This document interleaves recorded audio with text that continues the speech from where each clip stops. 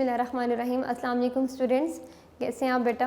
Hope so कि आप ठीक होंगे, खैरियत से होंगे, हेल्दी होंगे जी। तो my name is Khadija Kamran and today is our lecture number 5 general science 7th class जी। तो बेटा जी बुक्स निकाल लें, अपनी बुक्स भी, नोट्स भी, और अपने हाथ में कोई लेड पेंसिल या पेन पकड़ लें। ठीक है, अब हमारा साइंस का आपका लेक्चर स्टार्ट हो गया है, तो अपनी बुक्स और नोट्स पकड़ के बैठें जी। तो स्टार्ट करते हैं अपना आज का लेक्चर।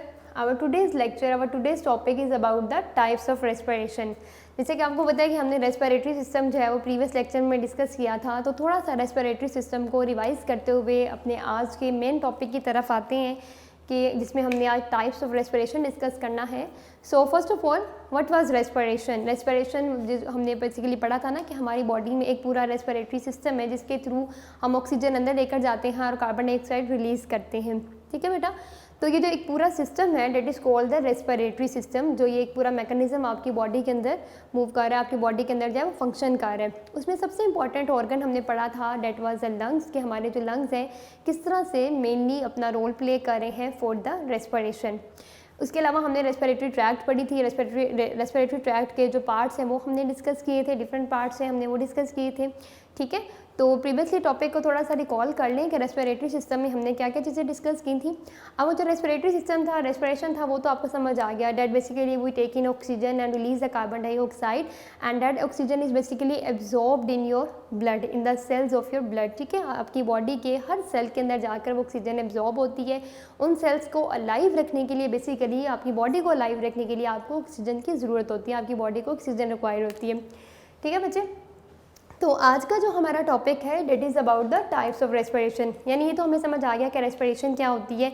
अब हमने पढ़ना है कि रेस्पिरेशन की ऐसी कौन कौन सी टाइप्स होती हैं। Okay, so there are 2 main types of respiration जो हमारे आज के टॉपिक में है। पेज नंबर 5 निकाल लीजिए, यहाँ पर आपको टॉपिक 1.4 टाइप्स ऑफ रेस्पिरेशन नज़र आ रहा होगा। और आज हमने इसमें इसकी दोनों जो टाइप्स हैं, टाइप्स ऑफ रेस्पिरेशन, वो हमने डिस्कस करनी है। So the first type of respiration is the aerobic mode of respiration जी। तो एरोबिक रेस्पिरेशन क्या होता है बेटा? Aerobic word is basically derive from the Greek word aero means air. ठीक है, ये एक ग्रीक लैंग्वेज का वर्ड है एरो, उससे निकाला गया, उससे डिराइव किया गया वर्ड। और इस एरो वर्ड का मीनिंग क्या होता है? That's basically meaning the air. और एयर में हमने आपको बताया भी था, लास्ट टाइम हमने डिस्कस भी किया था, air mainly contain the oxygen. जो हम एयर में जो ऑक्सीजन है मेनली हम अपनी बॉडी में वो लेकर जाते हैं। जो more amount of oxygen air में प्रेजेंट है और जो less amount of carbon dioxide present है। ठीक है, कार्बन डाइऑक्साइड हम बाहर रिलीज करते हैं और ऑक्सीजन जो है वो हम अंदर लेकर जाते हैं। Okay, so the very simple definition of the aerobic respiration is what? The type of respiration, the mode of respiration which require the air which occur in the presence of oxygen is called the aerobic respiration. The mode of respiration which occur in the presence of oxygen is called the aerobic respiration. That is a very simple definition. The respiration which occur in the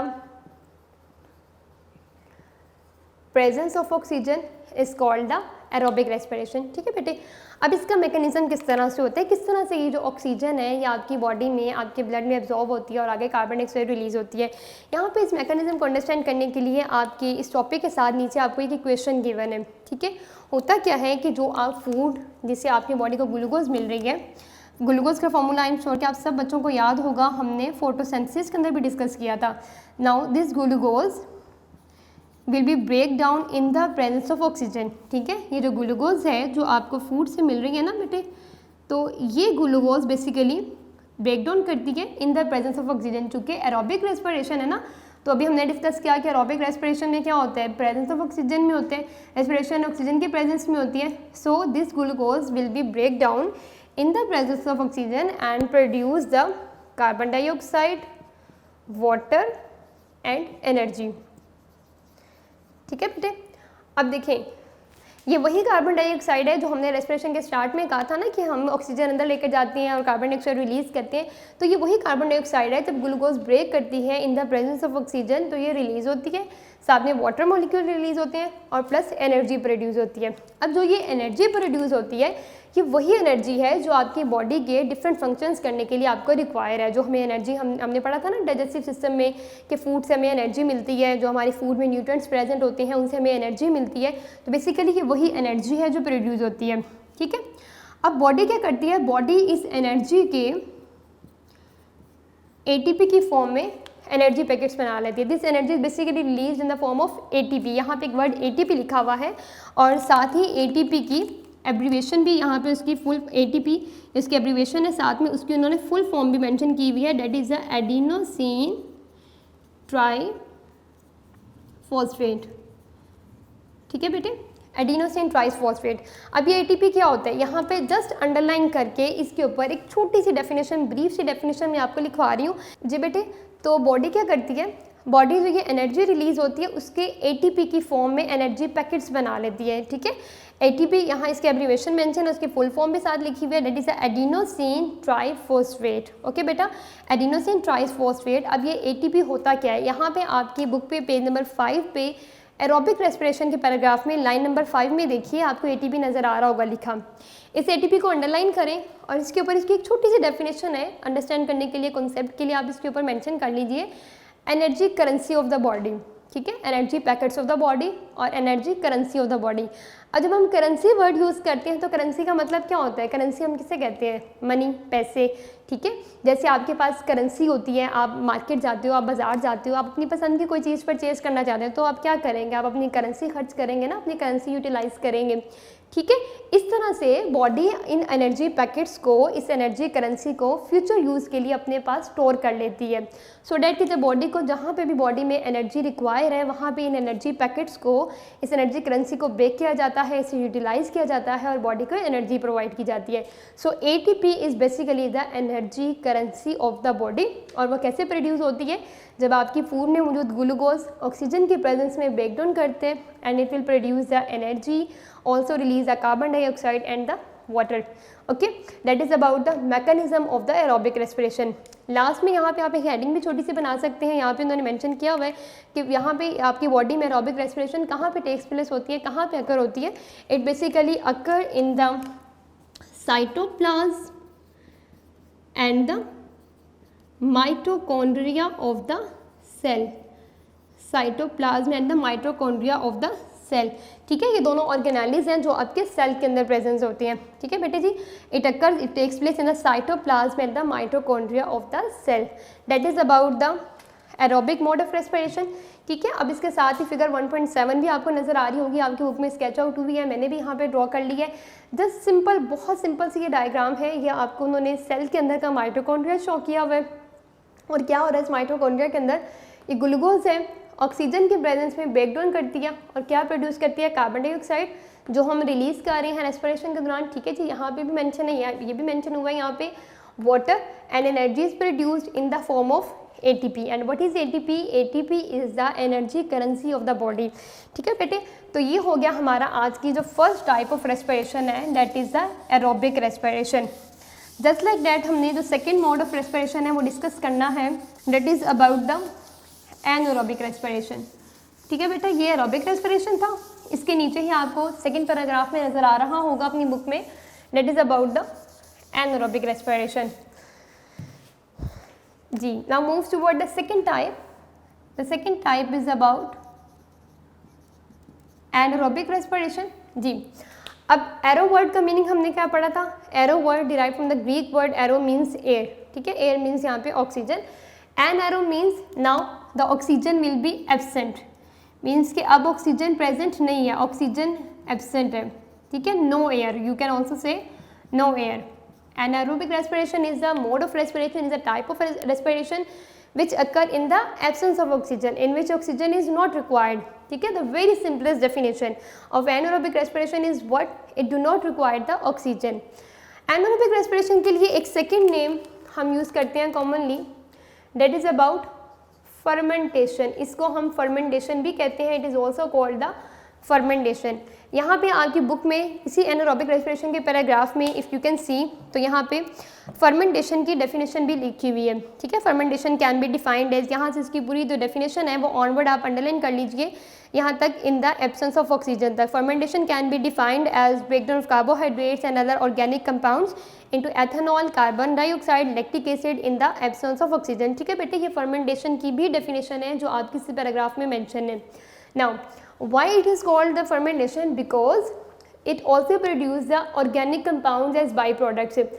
अब कौन से ऐसे organic compounds हैं जो as a by product means additional product हैं जो किसी process के दौरान प्रोड्यूस होते हैं। मेन प्रोडक्ट इसमें कार्बन डाइऑक्साइड है ना, कि रेस्पिरेशन के दौरान हम कार्बन डाइऑक्साइड रिलीज करते हैं। उसके अलावा कुछ ऐसे बाई प्रोडक्ट्स हैं जो प्रोड्यूस होते हैं एनारोबिक मोड ऑफ रेस्पिरेशन में। ठीक है बेटे, अब उन बाई प्रोडक्ट्स के क्या नेम है?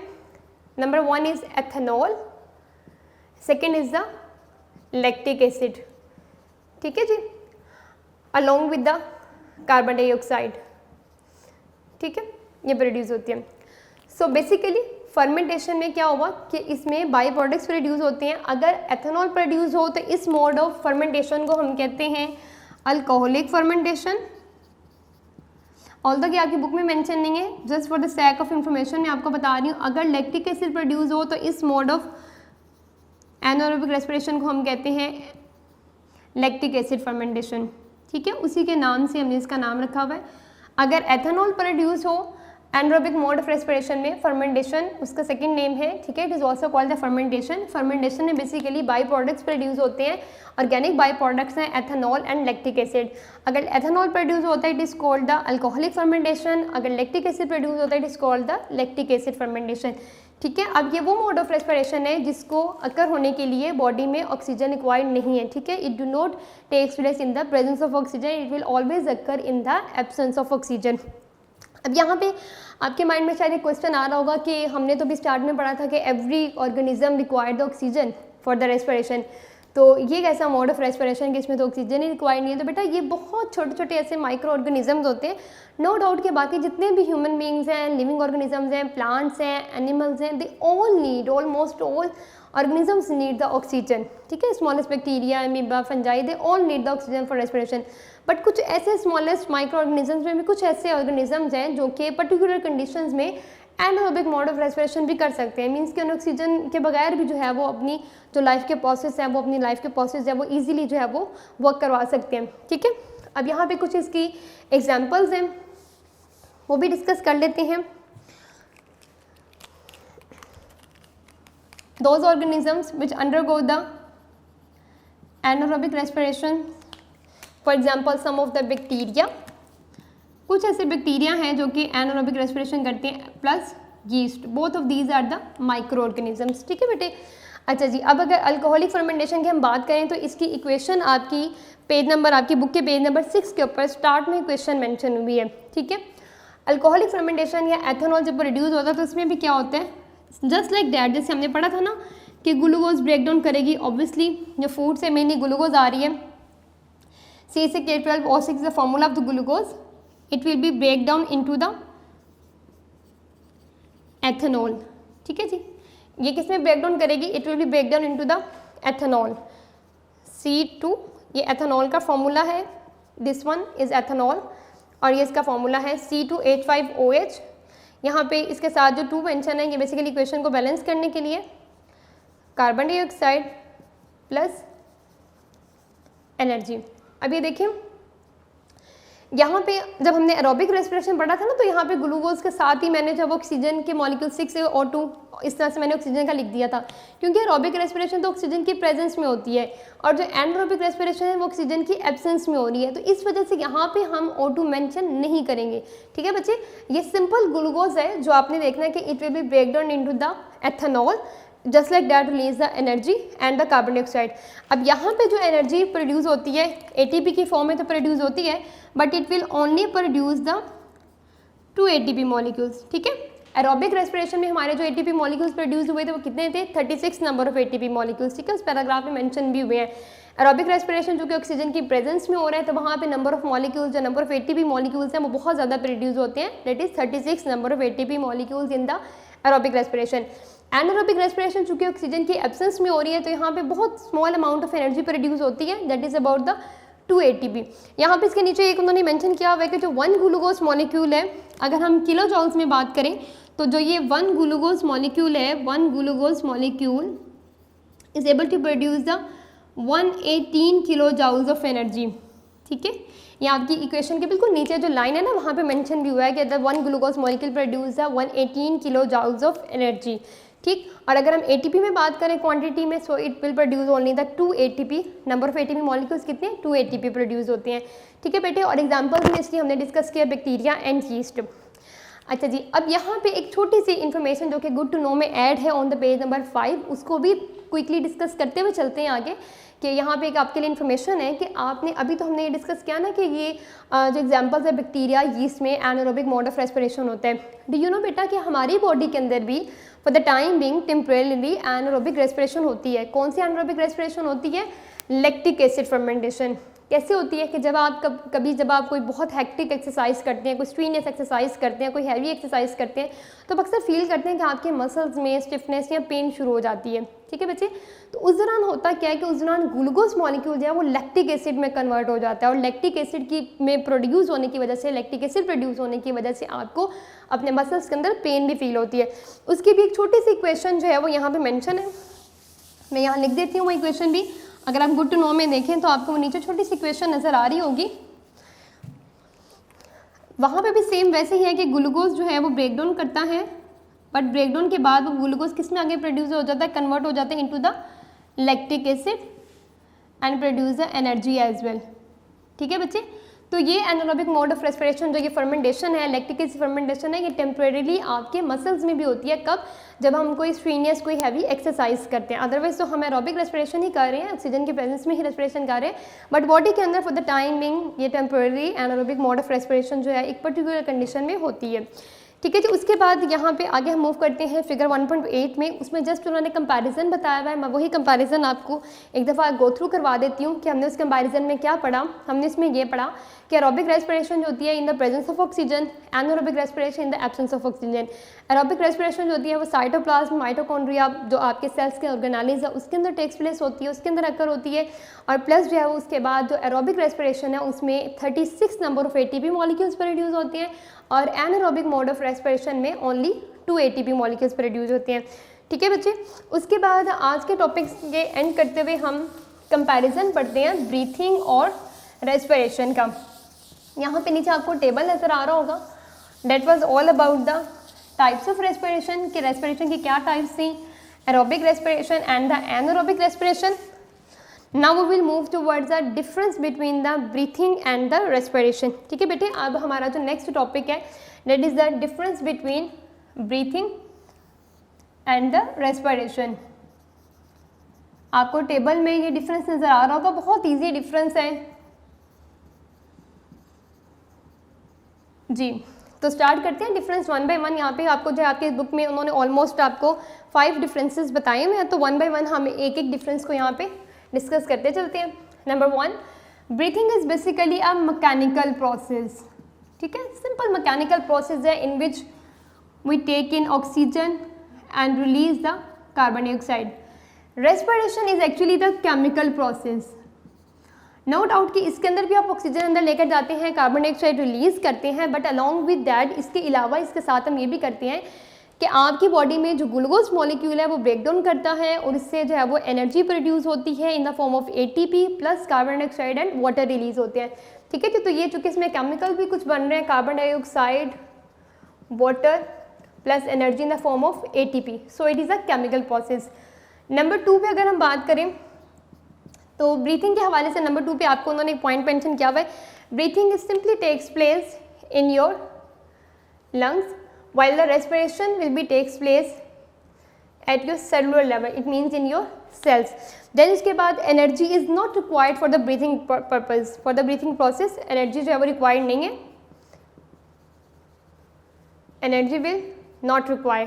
ठीक है, while energy will produced during respiration process, जिसमें हमने ये डिस्कस भी किया कि एरोबिक रेस्पिरेशन के दौरान जो 36 number of ATP molecules produce होती हैं, और एनारोबिक रेस्पिरेशन के दौरान जो है वो 2 ATP मॉलिक्यूल्स प्रोड्यूस होते हैं। ठीक है, तो एनर्जी प्रोड्यूस होती है रेस्पिरेशन में, और एनर्जी प्रोड्यूस नहीं होती है, एनर्जी रिक्वायर्ड नहीं होती during the breathing process. Then उसके बाद अगर हम नंबर 4 पॉइंट पे देखें तो एंजाइम्स का बताया हुआ है उन्होंने। Enzymes are not required for the breathing process while enzymes are required for the,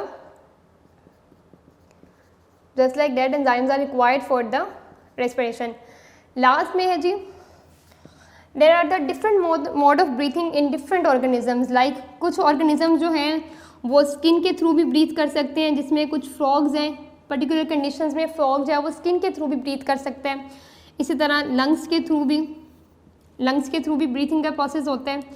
fishes के अंदर जो है वो गिल्स प्रेजेंट होते हैं, और प्लांट्स के अंदर जो है वो स्टोमेटा। आपके बुक में जो है जस्ट इनके नेम्स मेंशन है, आगे उनकी फर्दर डिटेल्स नहीं है, ठीक है।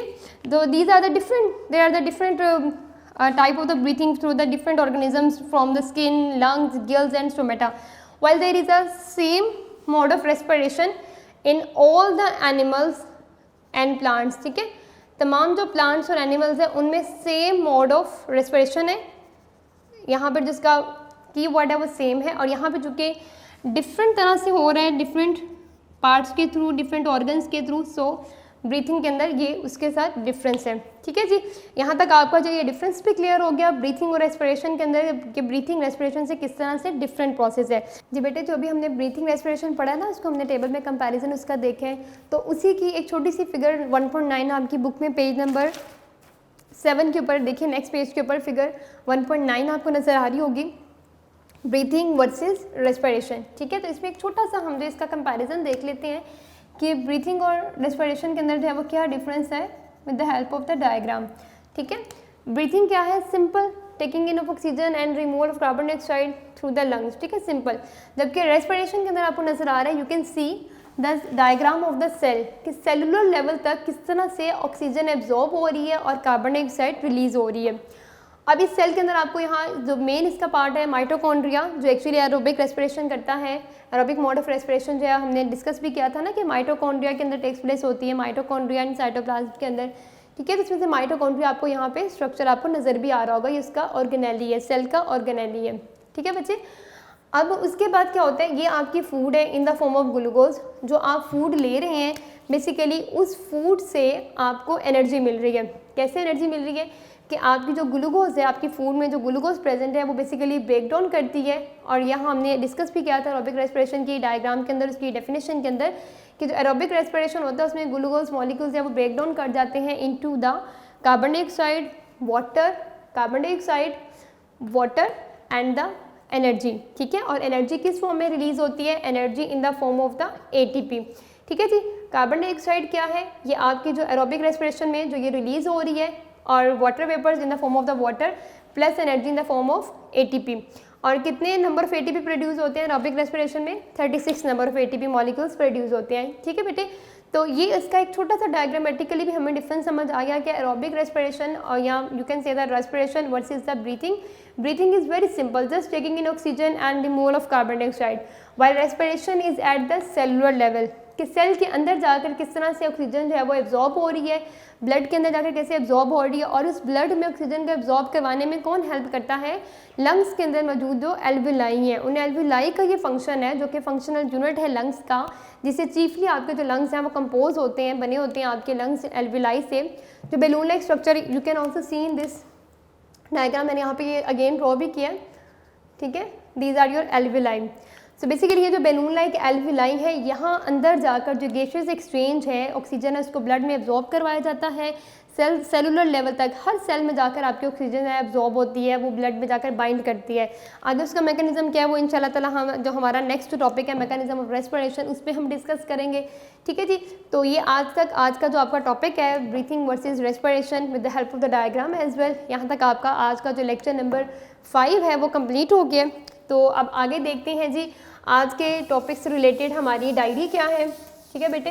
तो जैसे कि मैं हमेशा आपको कहती हूँ अपने हर लेक्चर में कि जो भी लेक्चर आपको डिलीवर किया जाता है उसके एंड पे जो आपको डायरी दी जाती है ना बेटे, वो साथ के साथ याद कर लिया करें, काइंडली उसको साथ साथ याद करें, इस तरह से आप बर्डनाइज भी नहीं होंगे और जो डेली की आपकी डायरी है वो भी साथ साथ प्रिपेयर हो जाएगी जी। तो आज के जो टॉपिक हमने डिस्कस किया है उससे रिलेटेड आपकी डायरी है MCQs, long question respiratory system से रिलेटेड कोई भी नहीं है, ठीक है। MCQs हैं जी आपके 13 एंड 15 और 2 शॉर्ट क्वेश्चन हैं आज के टॉपिक से related, and both of these are the short question number 4 and 8। 4 and 8 जी तो एक दफ़ा क्विकली ज़रा अपने नोट्स में से ये देख भी लेते हैं हमारी डायरी। आई एम श्योर कि मेरे बच्चों को अभी इसका आंसर भी साथ ही आ जाएगा, आपको साथ ही याद भी होगा इसका आंसर। जी यूनिक नोट्स पेज नंबर 1 पे आप देखेंगे MCQ number 13, ATP is release during dash process, aerobic respiration, combustion, fermentation, burning. जी तो किस प्रोसेस में ATP प्रोड्यूस होती है? एनारोबिक रेस्पिरेशन में भी प्रोड्यूस होते हैं 2 ATP मॉलिक्यूल्स, लेकिन आप देखें बेटे इसमें एनारोबिक रेस्पिरेशन की ऑप्शन गिवन नहीं है, so the only correct answer will be the aerobic respiration. Then उसके बाद MCQ नंबर 15 पे आ जाए। नेक्स्ट पेज नंबर 2 पे आपको नजर आ रहा होगा, फर्स्ट MCQ है जी MCQ number 15, fermentation is breakdown of carbohydrates into ethanol and dash. जी किस में होती है ब्रेकडाउन कार्बोहाइड्रेट्स की? Ethanol and lactic acid. ठीक है, acetic acid, citric acid, formic acid, इनमें से कोई भी करेक्ट आंसर नहीं है, only the lactic acid is the correct answer. Then उसके बाद आपके 2 शॉर्ट क्वेश्चन हैं। Short question number 4, difference between respiration and breathing. हाँ जी ये तो हमने अभी डिस्कस किया ना कि रेस्पिरेशन क्या होता है और ब्रीथिंग क्या होता है। ठीक है जी, तो ये इसका डिफरेंस है। उसके बाद लास्ट वाला शॉर्ट तो बहुत ईजी है, ये तो आपको भी यकीनन याद हो गया होगा, aerobic and difference between the aerobic and anaerobic respiration. What is aerobic respiration? The type of respiration, the mode of respiration which takes place in the presence of oxygen. Anaerobic respiration, the respiration which takes place in the absence of oxygen. Anaerobic respiration का second name हमने fermentation भी पढ़ा था। Fermentation में आगे हमने ये discuss किया था कि फर्मेंटेशन में ऑर्गेनिक कंपाउंड जैसे बाई प्रोडक्ट प्रोड्यूस होते हैं लाइक अल्कोहल, एथेनॉल और द लैक्टिक एसिड। ठीक है बेटे, तो ये आपका आज का पूरा लेक्चर था, डायरी थी इसकी। सो बेटे आप आज का जो छोटा सा मैसेज है आपके लिए वो ये है कि देखें जैसे आजकल आप मतलब इतनी बिजी रूटीन नहीं है आपकी, ठीक है, थोड़ा सा रिलैक्स टाइम चल रहा है आपका, उस तरह से स्कूल नहीं आ रहे, कहीं बाहर नहीं ज़्यादा आ रहे, घरों पर हैं, तो बेटा कोशिश करें कि इस टाइम में आप इसको पॉजिटिवली अवेल करें, क्रिएटिव वर्क में अवेल करें, पॉजिटिवली अवेल करें इस टाइम को। अपनी ऑनलाइन क्लासेस को तो भरपूर इससे फ़ायदा उठाएं, इनको अवेल करें। ये फैसिलिटी आपके लिए रखी गई है, आपको फैसिलिटेट करने के लिए ये स्टार्ट की गई है। ठीक है, प्लस इसके साथ साथ जो है आप इसमें नमाज का भी प्रॉपर्ली जो है तमाम करें, नमाज रेगुलर पढ़ा करें। और इसमें एक छोटा सा एडिशन अपनी लाइफ में ये करें कि आप कुरान पाक को तर्जमे के साथ पढ़ना शुरू करें। ठीक है, चाहे डेली की कोई 1 या 2 आयात, कोई 1-2 वर्सेस ले लें, ठीक है, तर्जमे के साथ, ट्रांसलेशन के साथ आप उसको पढ़ें, आपको वो भी समझ आए। ठीक है, तो आप खुद देखेंगे कि आपको जो ये स्ट्रेस एनवायरनमेंट है इसमें कितना रिलीफ मिलेगा कि जब आप नमाज़ पढ़ते हैं, जब आप कुरान करीम पढ़ते हैं, तो आप खुद ये फील करेंगे कि आपको बहुत ज़्यादा जो है रिलीफ मिला। मैंने भी अपनी ये जो रिलैक्स टाइम टेबल है, मैंने भी इसमें ये स्टार्ट किया कि मैंने भी कुरान करीम ट्रांसलेशन के साथ पढ़ना शुरू किया। ठीक है बेटा, तो अपना बहुत सा ख्याल रखें, अपने घरों में अपने पेरेंट्स का, अपने प्यारों का, अपने बहन भाइयों का, सबका बहुत सा ख्याल रखें, अपनी दुआओं में हमें भी याद रखें। ठीक है बेटा, खुश रहें, अल्लाह हाफिज़।